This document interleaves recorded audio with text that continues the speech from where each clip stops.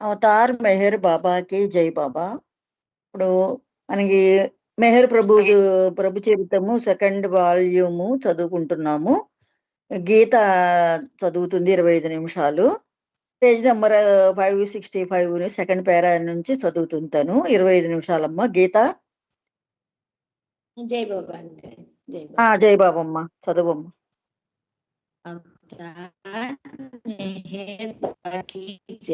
బాబా ఈ రోజు నాకు ఇలా అవకాశం ఇచ్చినందుకు హృదయపూర్వక జై బాబాలు. జై బాబా. మనం ప్రయాణంలోని సంఘటన చదువుకుంటున్నాం ప్రభు చరిత్రంలోంది. నేను సెకండ్ పేరా నుంచి చదువుతాను. ప్రయాణంలో ఆహారం కోసం జూన్ 30వ తేదీన ఒక సంచి నిండా పప్పు ధాన్యాలు, ఇంకొక పెద్ద సంచి నిండా అటుకులు కొనుగోలు చేశారు. అయితే ఆ సరుకులు నాసిరకంగా ఉన్నాయి. అంతేకాకుండా ప్రయాణంలో బరువు మోయవలసి రావడంతో ఆ సామాన్లు తిరిగి దుకాణంలో ఇచ్చివేయమని బైదుల్ బార్సాకులను బాబా ఆదేశించారు. బైదుల్ చిన్న సైజులో ఉన్న పప్పు ధాన్యాల సంచిని మోయబోయాడు. అయితే బైదుల్ బరువుగా ఉన్న పెద్ద బస్తా మోయాలని బార్సాకు వాదిస్తాడు. ఈ రకంగా చాలాసేపు తగులాడుకున్నాక బైదుల్ తనతో చిన్న సైజు పప్పు ధాన్యం సంచిని తీసుకొని వెళ్ళాడు. అయితే బార్సాకు ఒక కూలీని మాట్లాడుకొని ధాన్యం బస్తాను అతడి చేత మోయించి ధాన్యం కొన్న దుకాణానికి చేరాడు. బాబాకు ఈ విషయం తెలిసింది. బైదుల్ను బాగా చివాట్లు పెట్టారు. ఆ తర్వాత అటుకుల బియ్యం బస్తా తీసుకొని తలపైన పెట్టుకొని వారు ఉంటున్న బంగ్లా చుట్టూ తిరగమని బార్సాకు బాబా శిక్ష విధించారు. ఈ సంఘటన తర్వాత ప్రయాణంలో అన్నం పప్పు వండుకొని తినాలని నిర్ణయించారు.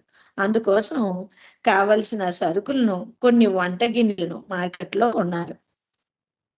బాబా జూలై 1వ తేదీన మండలి వారందరినీ ఉదయం 2:30 నిద్ర లేపేశారు. అందరూ చన్నీటితో స్నానం చేశారు. వారి సామాన్లతో పాటు బలవంతులైన కొందరికి ఈ పప్పు దినుసులు, బియ్యపు సంచులను సమంగా పంచిపెట్టి వాటిని కూడా తమతో తీసుకురావాలని బాబా ఆదేశించారు.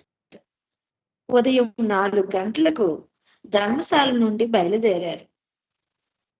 చిన్నగా నడుచుకుంటూ అహ్మద్ నగర్ పొలిమేర్లకు వారు చేరుకున్నారు. నగరంలోని ఆ ప్రాంతంలో మెల్లగా నడుస్తూ తమ ఇష్టదైవం యొక్క నామాన్ని తలుచుకోమని బాబా అన్నారు. అందరూ రామ, కృష్ణ, యజదాన్, అహుర్మజ్దా, లా ఇల్లా అంటూ ఉండగా వారి కాలనడకలు చెప్పులతో సమానంగా ఈ దేవుని పేర్లు కూడా ఆ మార్గంలో ప్రతిధ్వనించాయి. బాబా తన పక్క చుట్టులు పట్టుకొని అందరికంటే ముందుగా నడిచారు.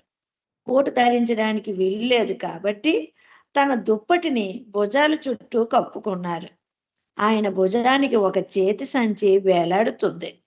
తమ ప్రయాణ సమయంలో భిక్షాటన లేదని బాబా చెప్పారు కాబట్టి మండలి వారెవ్వరూ కఫ్నీలు ధరించలేదు.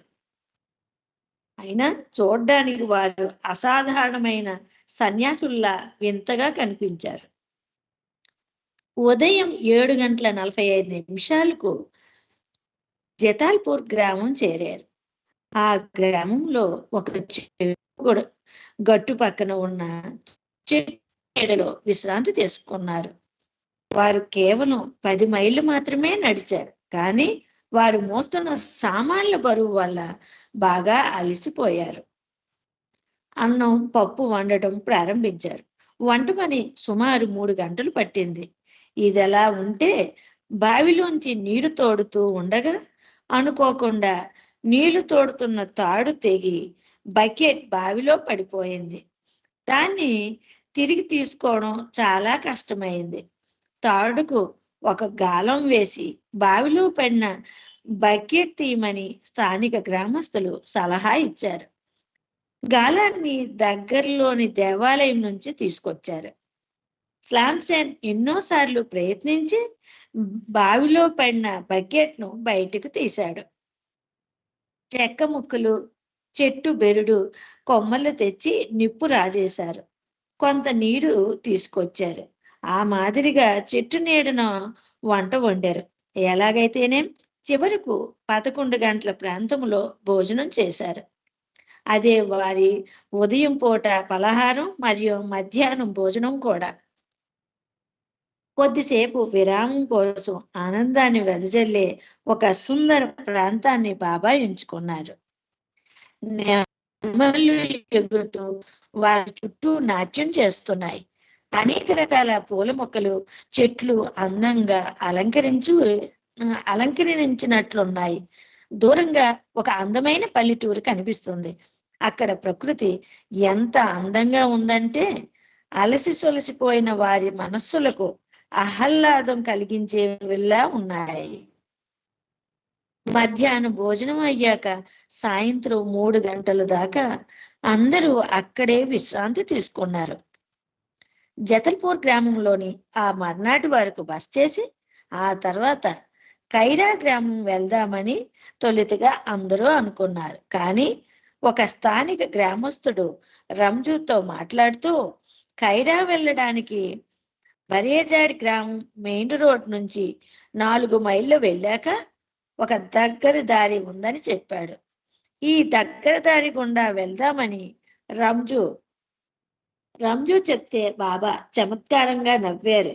బాబా ముందుగానే నిర్ణయించిన కార్యక్రమ మార్గంలో ఎవరైనా ఏదైనా కొత్త మార్గం సూచించారని చెప్తే సాధారణంగా బాబా అందుకు అంగీకారం తెలుపుతారు. కానీ అలా చేయడం వల్ల ఏదో అనుకుని కష్టాలు, అదనపు ఇబ్బందులు కలగడాన్ని మండలి వారు ఇంకా తెలుసుకుంటూనే ఉన్నారు. మధ్యాహ్నం పూట అందరికీ టీ ఇచ్చారు. ఆ తర్వాత అందరూ తిరిగి బయలుదేరడానికి తయారయ్యారు. అయితే అనుకున్న సమయం కంటే కొద్దిసేపు ఎక్కువ విశ్రాంతి తీసుకున్నారు.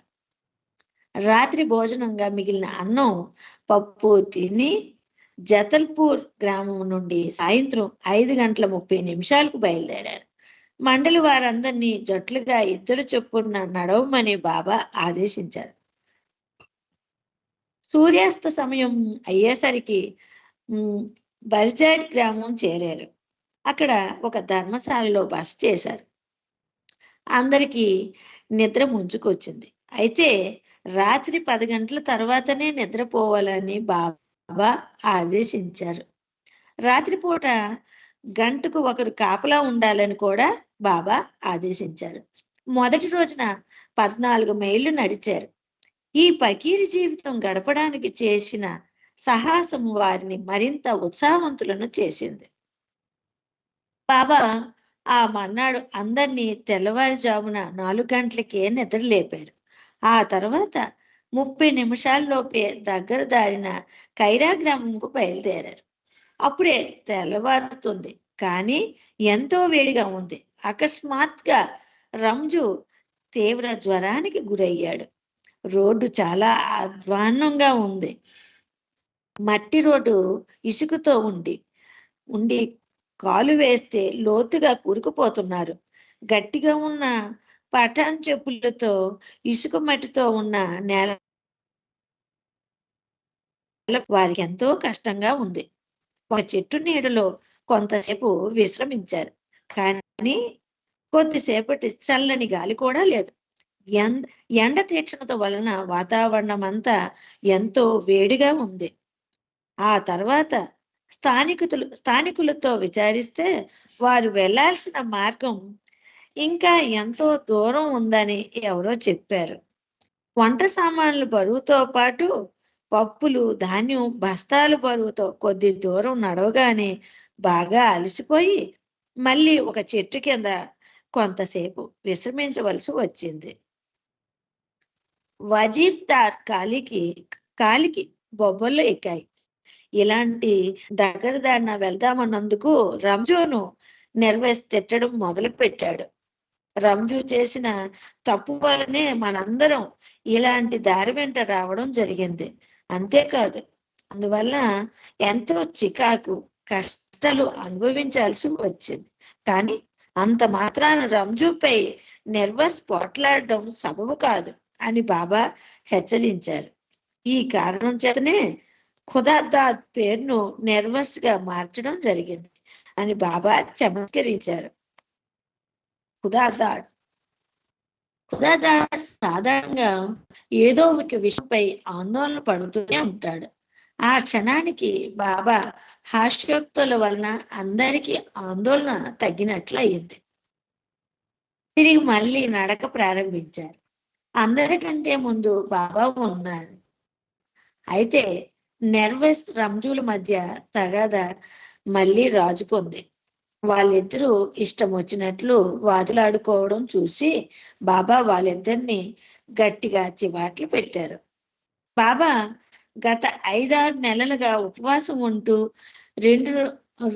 రోజులో 2 సార్లు టీ, ఒక్కసారి పలరసం తాగుతూ ఉన్న ఏదో వేహాలకి నడుస్తున్నట్లు, ఏమి ఎరుగునట్లు సరదాగా హాయిగా చమత్కార సంభాషణలతో నడుస్తున్నారు. అయితే మండలి సభ్యులేమో రోజుకు 2 పూట్ల భోజనం సుష్టిగా చేస్తూ కొద్ది మైళ్ళ దూరం నడవక మునిపే నోటి వెంట మాటలు కూడా రానంతగా అలసిపోతున్నారు. ఇంకా ముందుకు నడవాలంటే ఎంతో కష్టంగా వారు భావిస్తున్నారు. దేవుని పేరు తలుచుకుంటూ తగినంత బలం, ధైర్యం కావాలని దేవుణ్ణి వేడుకోమని బాబా చెబుతున్నప్పటికీ అలసటతో వారి పెదవుల నుంచి కాకతాళీయంగా దేవుణ్ణి స్మరిస్తున్నారు తప్పిస్తే ఎలాంటి దైవభక్తి వారిలో మచ్చుకైనా కనబడడం లేదు. ప్రయాణం పెట్టే ముందే వారి తలలపై ఉన్న టోపీలన్నీ తీసి దూరంగా పారేయాలని బాబా ముందుగానే చెప్పారు. కానీ మండలి వారు వెంటనే ఆ పని చేయలేదు. ఇప్పుడు ఆ టోపీలు తలపై నుంచి తీసేయడం ద్వారా కొంత శ్రమ తగ్గొచ్చని వారు అనుకున్నారు. ఇప్పటికే బెహరంజీ టోపీలు తీసేయడం గురించి బాబాకు 2 సార్లకు పైగా గుర్తు చేశాడు. కానీ బాబా ఏం సమాధానం ఇవ్వలేదు.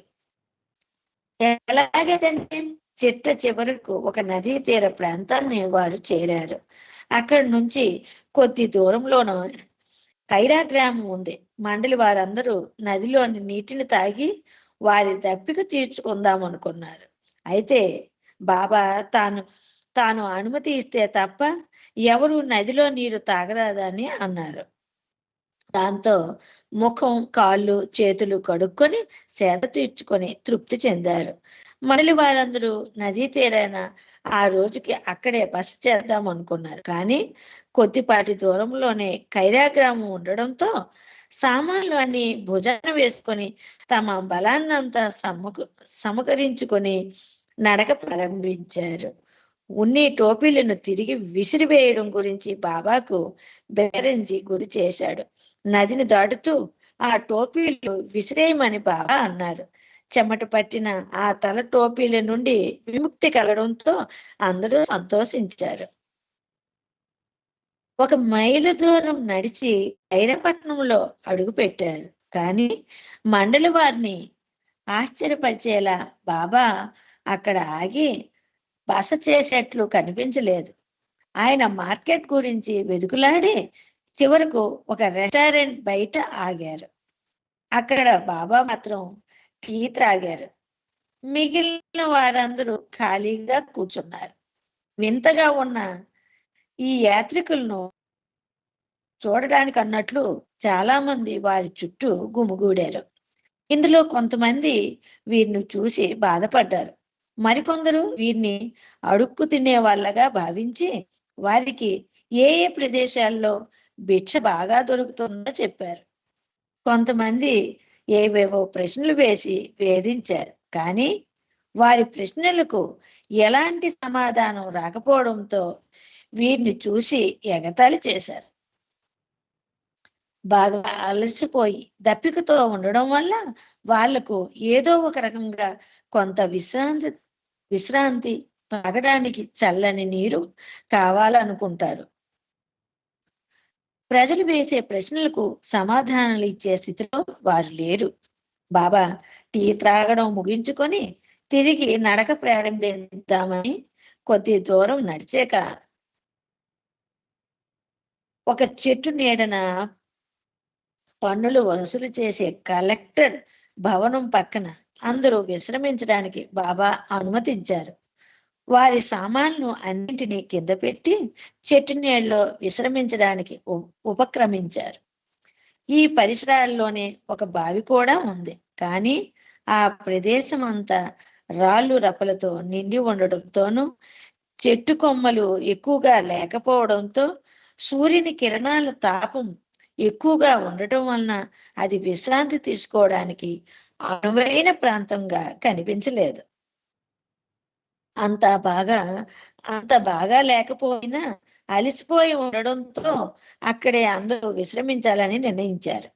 ముఖ్యంగా బలవంతులని చెప్పి ఎక్కువ బరువులు ఇచ్చి పంపిన పెద్దలు చాలా అలసిపోయారు. అతి బలవంతుడిగా భావించే వజీఫ్దార్కు కాలికి బొబ్బలు ఎక్కడంతో అసలు నడవలేని స్థితిలో పడిపోయాడు.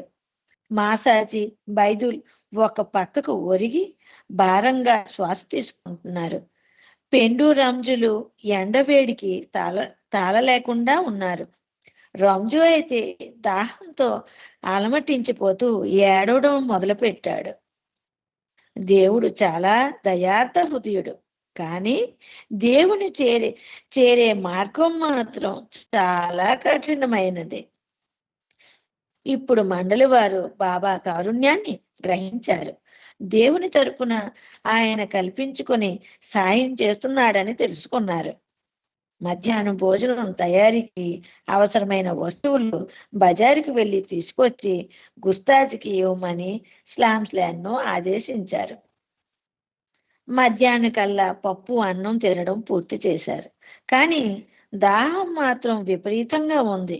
భోజనం చేసే సమయంలో గ్లాసున్నర నీటి కంటే ఎక్కువ తాగవద్దని బాబా వాళ్ళను ఆదేశించారు. ఆ తర్వాత కూడా తాను అనుమతి ఇవ్వందే ఎవ్వరూ మంచినీరు తాగరాదని బాబా హెచ్చరించారు. ఇంటికి వెళ్ళాలని ఉందా అని రంజుని బాబా అడిగారు. రంజుకి ఇంటికి వెళ్ళాలని ఏమాత్రం ఇష్టం లేదు. కానీ ఈ పాదయాత్ర సంపూర్ణంగా పూర్తి చేయగలనన్న నమ్మకం లేదని బాబాతో అన్నాడు. తాను కూడా ఇంకా ఎక్కువగా నడవలేని స్థితిలో ఉన్నానని పాద్రి తెలిపాడు. బాబా అందరికీ ధైర్యం చెప్తూ నిరాశ చెందవద్దు, నాపై నమ్మకం ఉంచండి, నేను మీతో ఉన్నాను, ధైర్యంగా ఉండండి, మధ్యలోనే యాత్ర ముగించవద్దు అన్నారు. ఆ తర్వాత అందరినీ ఆ మధ్యాహ్నం విశ్రాంతి తీసుకోమని బాబా అన్నారు. కానీ చాలా వేడిగా ఉండడం వల్ల రంజు ఆ వేడిని భరించలేక నదీ తీరానికి వెళ్ళి అక్కడున్న మురికి నీళ్లను తలపై విపరీతంగా చల్లుకున్నాడు. అసలు మాట్లాడలేని భయంకర పరిస్థితుల్లో పెండు ఉన్నాడు. అతను బాబా ఎదుట నిల్చొని ఉప్పిపోయి ఉన్న తన నాలుక చూపించి మౌనంగా మంచినీరు త్రాగడానికి అనుమతి కోరాడు. అప్పుడు పెండు రంజులకు ఇద్దరికి అదనంగా ఒక్కొక్కరికి ఒక్కొక్క గ్లాస్ చొప్పున మంచినీరు త్రాగడానికి బాబా అనుమతించారు. కానీ అది వారి దాహార్తి తీర్చడానికి సరిపోలేదు. పెండు మళ్ళీ బాబా ఎదుట నిలబడ్డాడు. నాలిక బయట పెట్టి ఏం మాట్లాడకుండా నిల్చున్న పెండును గమనించి గ్లాసుడు నెయ్యి తాగమని బాబా ఆదేశించారు. మండలి వారి పరిస్థితి ఈ మాదిరిగా ఉండటానికి గల కారణం వారు జరిపిన పాదయాత్ర వల్ల కాదు. ఎందుకంటే వారు అంతా నడిచింది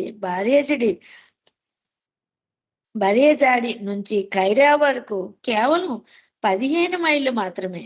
అయితే తీవ్ర ఎండతాపానికి సరిపడ మంచినీరు లేకపోవడం వలన ఎంతో బరువు గల సామాన్లు మోత వలన వారు నీరసంతో బలహీనమయ్యారు.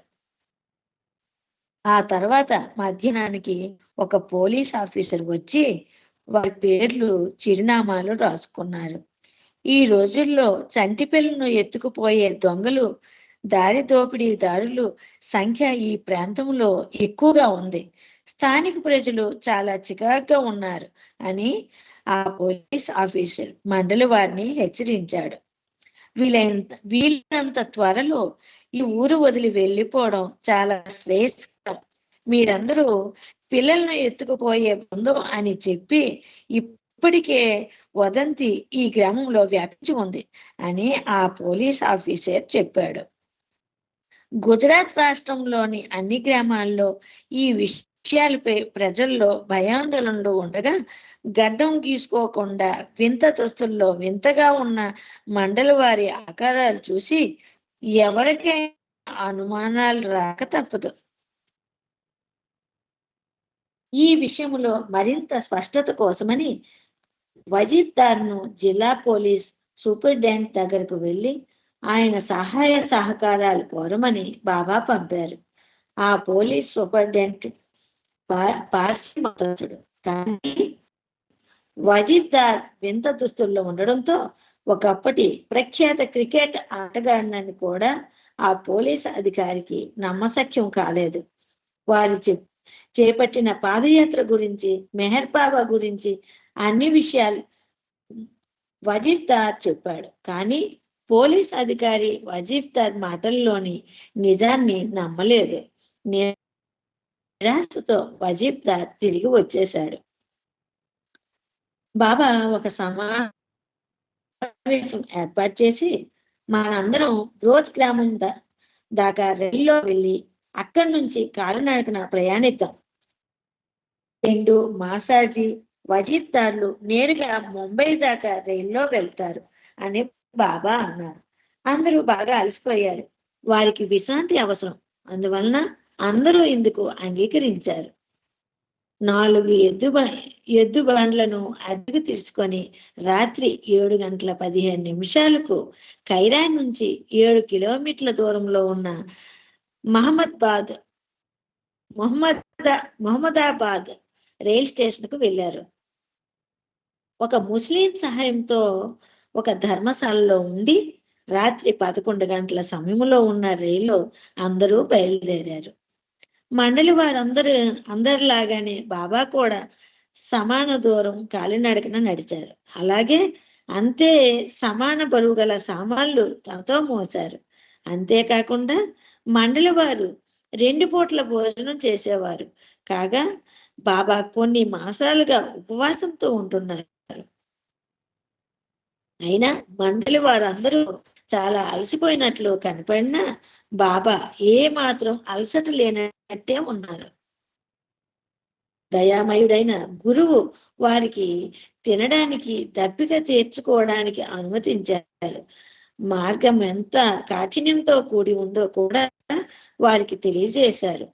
కొన్ని నెలలుగా తాను ఏం తినకుండా ఉండి దైవాన్ని చేరే మార్గంలో కేవలం దైవీ కృప పైన ఆధారపడి ముందుకెళ్లాలని మండలికి చూపించారు. జూలై 3వ తేదీ తెల్లవారుజామున 3:30 రోజ్ గ్రామం చేరారు.